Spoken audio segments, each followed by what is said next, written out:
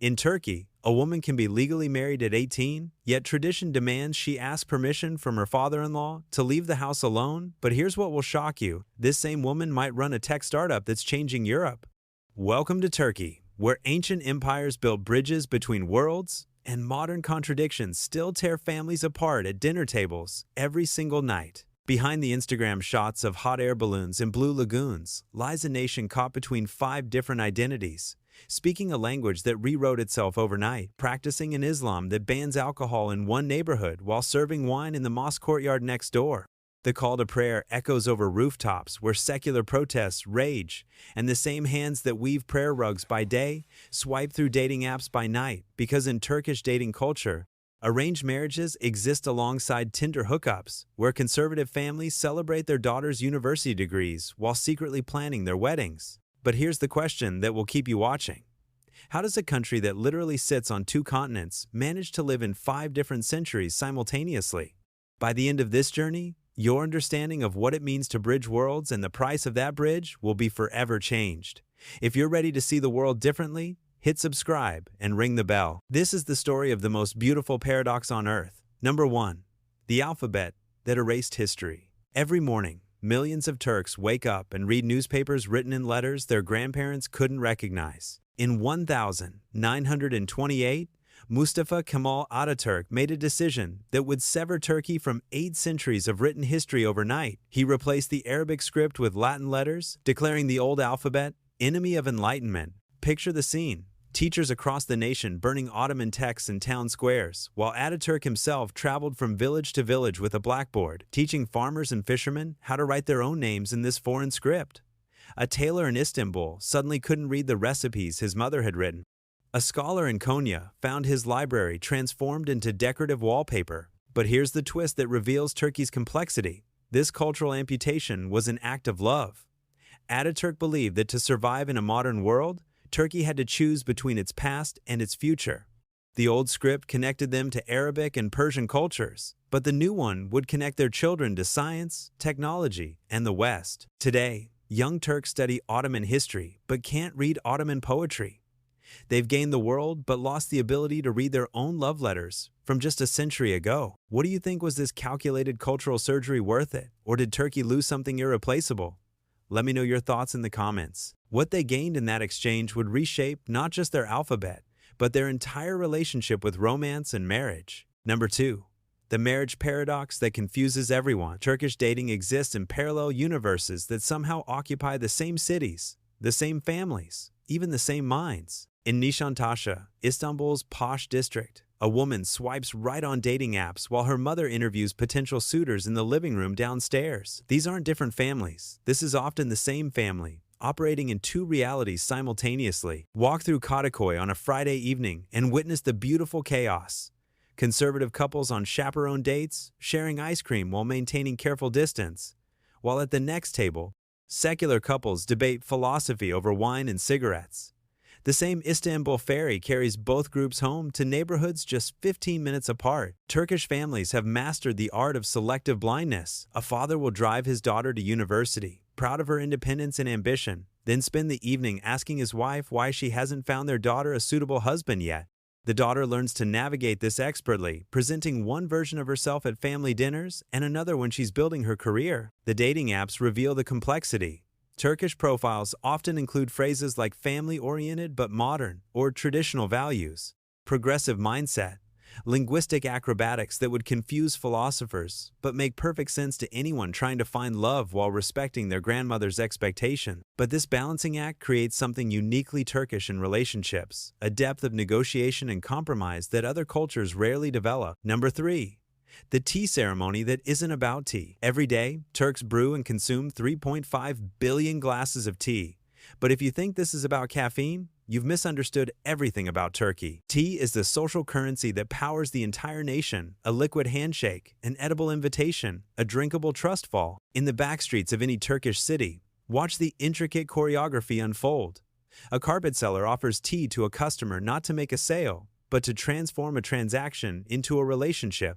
The customer who accepts isn't just being polite, they're agreeing to slow down, to see the seller as human, to honor the ancient contract of hospitality that predates commerce by millennia. The tulip-shaped glasses aren't accidents of design, they're cultural artifacts. The narrow waist forces you to hold the glass delicately, requiring both hands, making it impossible to rush. The handleless design means you must wait for the tea to cool, creating natural pauses in conversation. Every element conspires to slow time in a world obsessed with speed. But here's what reveals the complexity of Turkish social architecture. Refusing tea can be more offensive than haggling. A tourist who brushes past the offered glass doesn't just decline a beverage, they reject an invitation into Turkish civilization. The seller isn't hurt about the lost sale, they're wounded by the rejected friendship. If you've ever been offered tea by a Turkish stranger and felt overwhelmed by the generosity, type 1 in the comments. If you've ever accidentally offended someone by refusing, type 2. This same philosophy of relationship first, transaction second creates business practices that would baffle Wall Street. Number 4. The Bazaar, where psychology beats economics. The Grand Bazaar operates on principles that would confuse Harvard Business School but have worked flawlessly for 561 years. Here, the worst thing you can be is efficient. A rug merchant named Mehmet explains his philosophy while adjusting prayer beads. Tourists think haggling is about price. Turks know it's about finding out who you are. He spends an hour learning about a customer's family, their travels, their dreams, before mentioning that the carpet they're touching costs more than their monthly rent. The psychological architecture is masterful. The merchant starts with tea, graduates to Turkish delight, shares stories about his grandfather who wove the very carpet being discussed.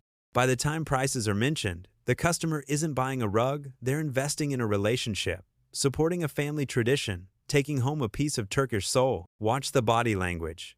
Successful transactions end with handshakes, sometimes embraces, always with promises to stay in touch. The merchant writes his WhatsApp number on the receipt, genuinely hoping for updates about where the carpet will live, how the family enjoys it. But this isn't manipulation, it's a fundamentally different understanding of commerce.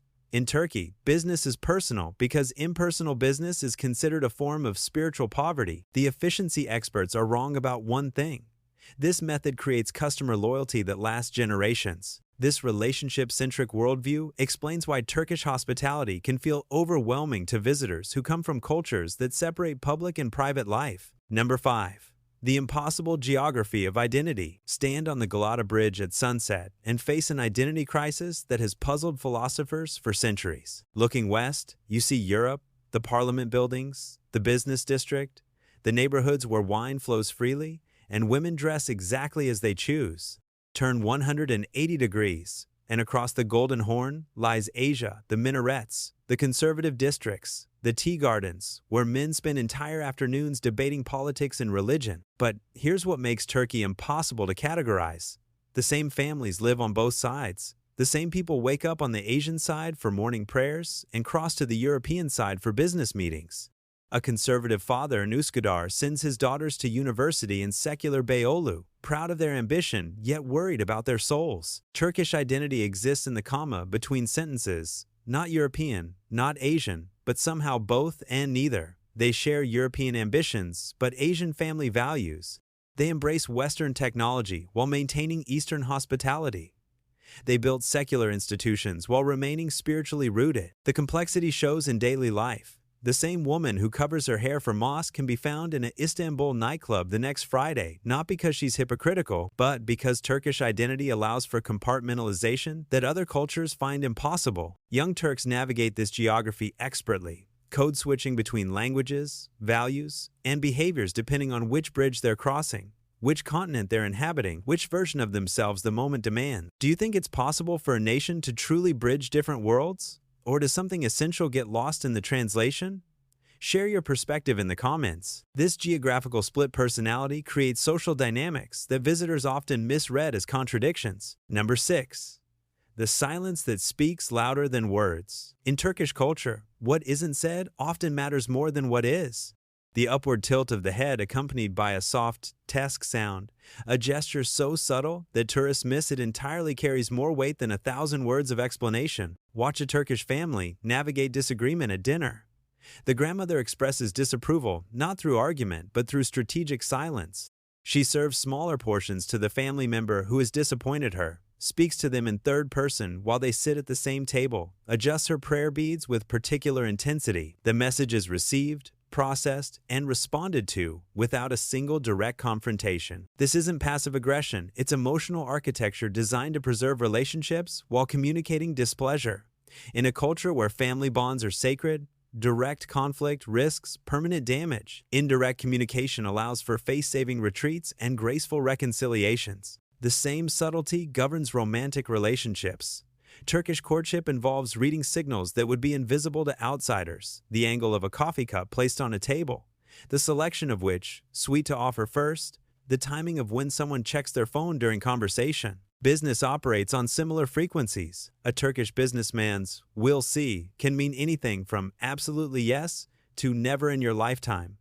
And the difference lies in micro-expressions, tone shifts, and contextual clues that take years to master. This creates a communication style that tourists often find frustrating, but locals find deeply respectful a way of speaking that honors both truth and relationship. Number 7. The revolution that happens 5 times daily. The call to prayer echoes across Turkey 5 times each day. But what happens next reveals the country's most beautiful contradiction. In conservative Fatih, elderly men drop everything and head to the mosque. In liberal Cihangir, young professionals barely look up from their laptops. In middle-class Beşiktaş, some follow the call, while others continue their chess games in the park. But here's what makes this uniquely Turkish.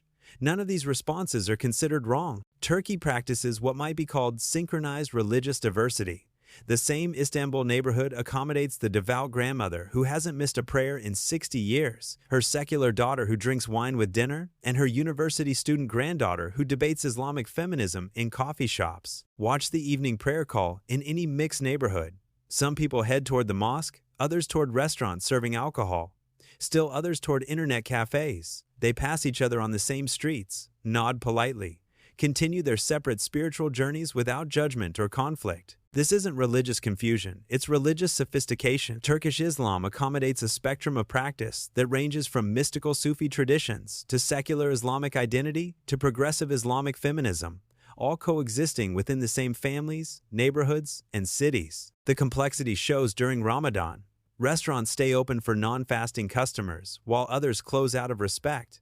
Families navigate different levels of observance at the same dinner table. Hotels serve alcohol to tourists, while their staff might be fasting. This religious flexibility creates space for spiritual exploration that many other Muslim-majority countries don't permit. Number 8. The coffee culture that conquered Europe long before Starbucks existed, before espresso was invented, before coffee became a global obsession. Turkish coffee masters were perfecting an art form that would eventually caffeinate the world.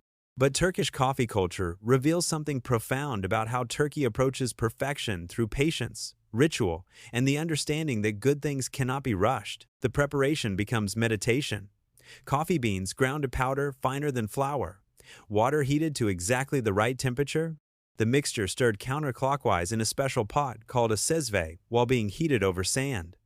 The entire process takes 15 minutes for a cup that can be finished in 3 sips. But those 3 sips contain centuries of cultural wisdom. Turkish coffee was so central to Ottoman life that coffee houses became known as schools of the wise, places where poets, philosophers, and politicians gathered to debate, plan revolutions, and fall in love.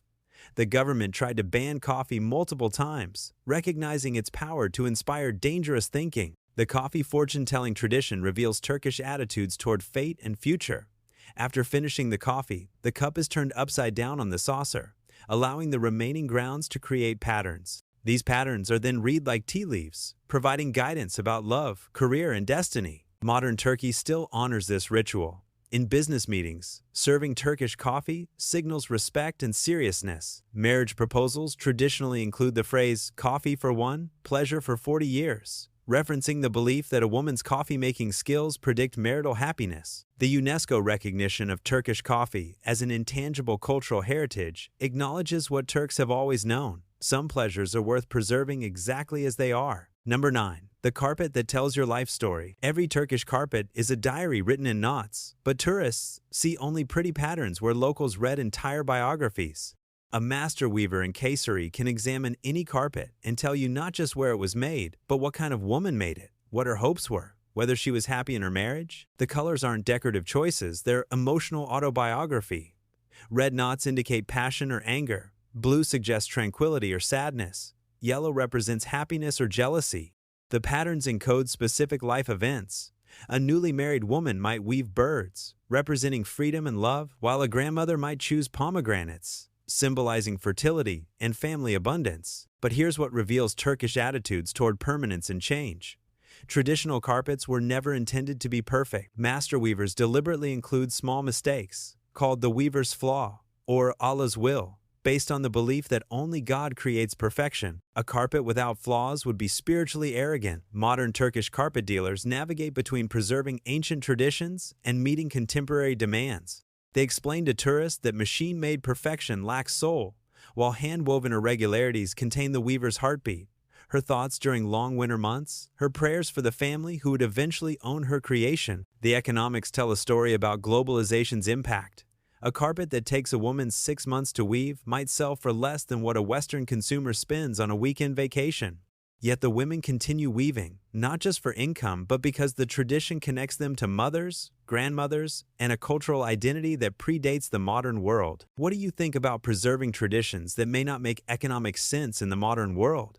Should ancient crafts adapt to contemporary markets? Or is something essential lost when tradition becomes commerce? Let me know your thoughts in the comment. This tension between tradition and modernity shows up everywhere in Turkish daily life. Number 10. The breakfast that lasts until lunch. Turkish breakfast, called kahvaltı, literally means before coffee.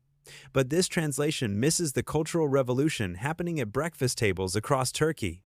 What started as a simple meal has become a social institution, a political statement, and a form of resistance against the pace of modern life. A proper Turkish breakfast can include 40 different items spread across a table that resembles a small farmer's market. White cheese, olives, tomatoes, cucumbers, honey, clotted cream, various jams, eggs prepared multiple ways, pastries, breads, and endless glasses of tea. But the food is just the excuse. The real purpose is time. Turkish families use weekend breakfast to slow time to pre-industrial speeds.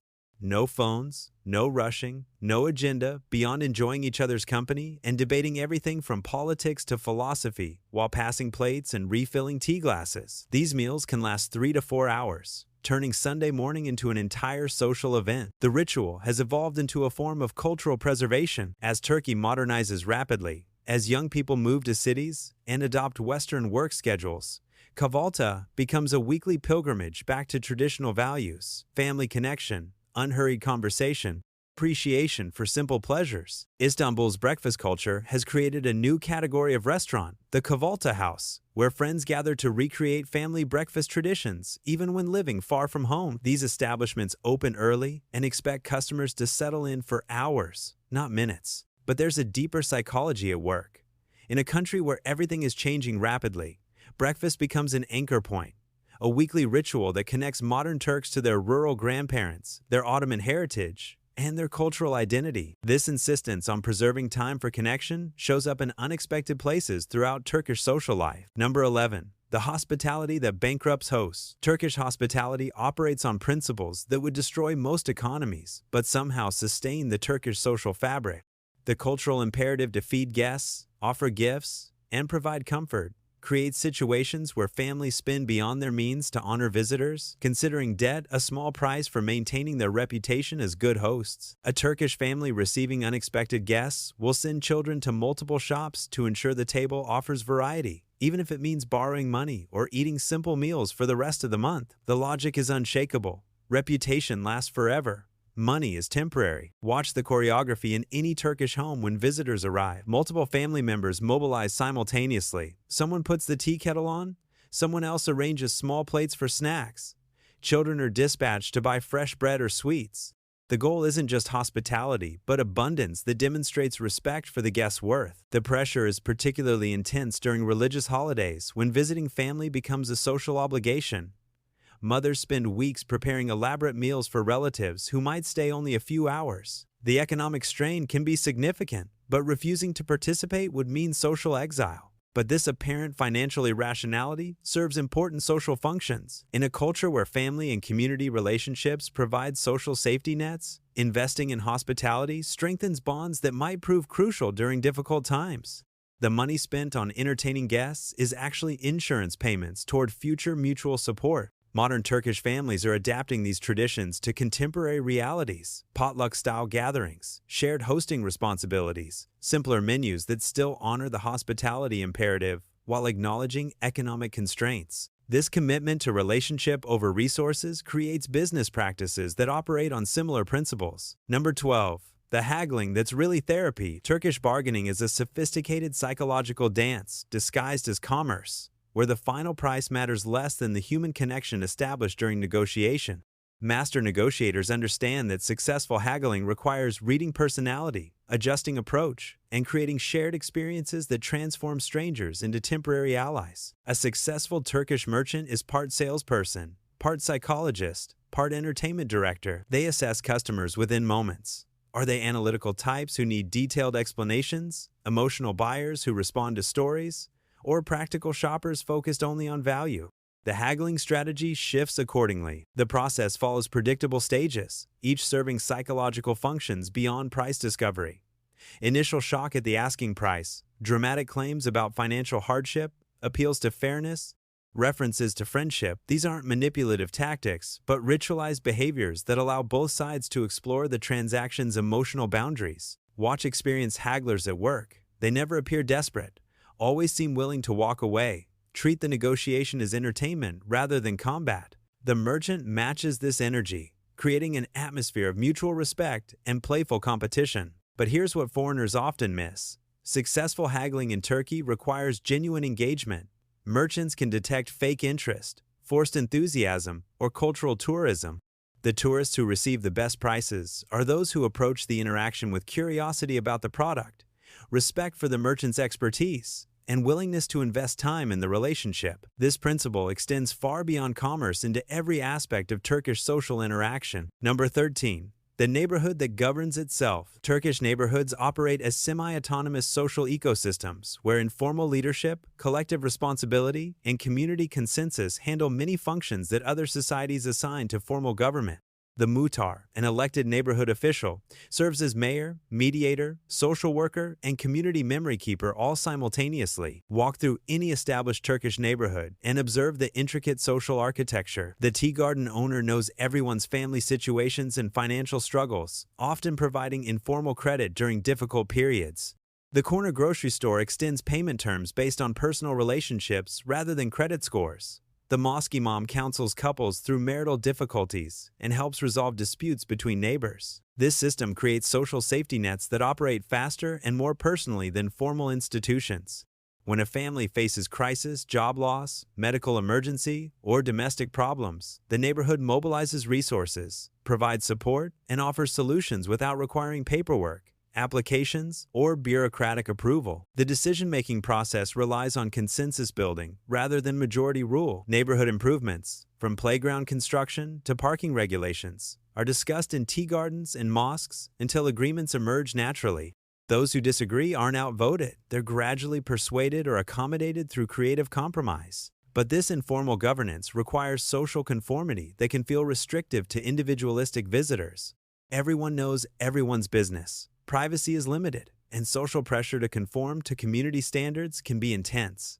The same closeness that provides security can also create surveillance. Young Turks often struggle with this balance, appreciating the security and support while chafing against the social expectations and constant observation that neighborhood life entails. If you've ever lived in a place where neighbors were like extended family, type 3 in the comments. If you prefer more privacy and independence, type 4. This community-centered worldview shapes everything from politics to romance. Number 14. The democracy that debates everything. Turkish political discussions happen everywhere. Tea gardens, barbershops, taxi rides, family dinners, creating a constant national conversation that can exhaust visitors but energizes locals who consider debate a form of civic participation and entertainment simultaneously. The intensity is remarkable. Strangers will engage in passionate political arguments while sharing meals. Families will debate government policies for hours without damaging relationships. Taxi drivers will offer detailed analysis of international relations while navigating Istanbul traffic. This political engagement reflects deeper cultural values about collective decision-making and individual responsibility. Turks generally believe that everyone has not just the right, but the obligation to have opinions about public affairs. to express those opinions publicly, and to defend them vigorously when challenged. The debates follow informal rules that preserve relationships while allowing passionate disagreement. Personal attacks are avoided, family connections are respected, and arguments end with ritualized reconciliation, often involving shared tea and mutual expressions of respect despite disagreement. But this constant political discourse can be overwhelming for visitors from cultures where politics are considered private matters. The Turkish assumption that everyone wants to discuss government policies, international relations, and social issues can feel invasive to people accustomed to separating political and personal conversations. The phenomenon intensifies during election seasons when political discussions become so pervasive that some families establish politics-free zones during meals to preserve domestic harmony. Do you think constant political debate strengthens or weakens democracy? Should political discussions be everywhere in society, or do they sometimes need boundaries? Type 5 if you think politics should be discussed everywhere.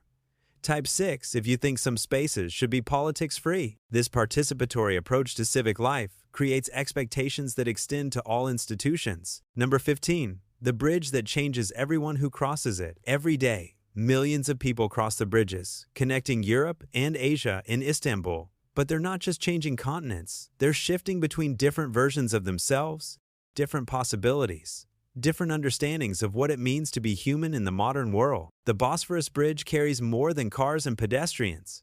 It transports identities. The conservative businessman who prays 5 times daily on the Asian side might attend wine tastings on the European side. The secular university student who debates feminism in Beyoğlu might cover her hair when visiting her grandmother in Üsküdar.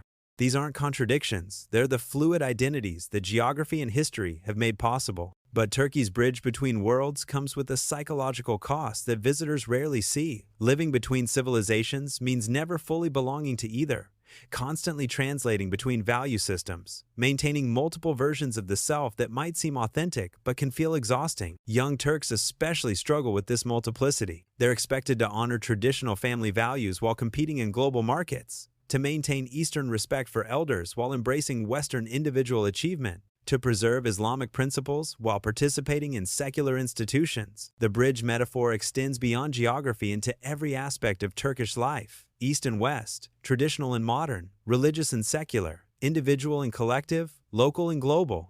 Turkey doesn't resolve these tensions. It lives within them, creating a unique form of human experience that's both enriching and demanding. Perhaps this is why Turkey feels simultaneously familiar and foreign to every visitor. Everyone recognizes something of their own cultural contradictions reflected in Turkish life, but amplified and made visible through the dramatic contrast that geography and history have created here. Standing on that bridge at sunset, watching the call to prayer echo over a city where ancient empires built their dreams and modern contradictions play out in every neighborhood, something becomes clear about the question we started with. How does a country live in 5 different centuries simultaneously? The answer isn't that Turkey has resolved its contradictions, it's that Turkey has learned to find beauty in the tension itself. The difficulty of understanding Turkish people and culture isn't a bug, it's a feature. It's what happens when human beings refuse to choose between competing values and instead build lives large enough to contain multitudes. That woman running a tech startup while asking her father-in-law's permission isn't confused about her identity. She's navigating a complex social landscape that requires sophisticated emotional intelligence. The businessman who prays and drinks wine isn't hypocritical. He's honoring different aspects of his humanity in appropriate contexts. Turkey is difficult to understand because modern life is difficult to understand. Most cultures hide their contradictions or pretend they don't exist. Turkey lives them openly, proudly, sometimes painfully, but always authentically. Maybe that's what makes Turkey not just a bridge between continents, but a mirror reflecting the complexity of being human in a world that's changing too fast for our hearts to keep up with our minds. The real question isn't whether Turkey can maintain these contradictions forever. It's whether the rest of us can learn from a culture that's mastered the art of living between worlds, of being many things simultaneously, of finding identity not in simplicity, but in the courage to remain complex. If this journey through Turkey's beautiful contradictions has changed how you see the relationship between tradition and modernity, between individual desires and collective responsibilities, and between local identity and global citizenship, then maybe you've experienced what every visitor to Turkey discovers, that crossing bridges changes not just your location, but your understanding of what it means to be human. What bridges are you crossing in your own life? What contradictions are you learning to live with rather than resolve? Share your thoughts. This conversation is just beginning. If this story revealed something you hadn't considered about identity, culture, or the courage required to live authentically in a complex world, share it with someone who might need to hear it. Subscribe to join more journeys into places where the world reveals its secrets. And ring the bell because the best stories are always about the bridges we build and the courage it takes to cross them.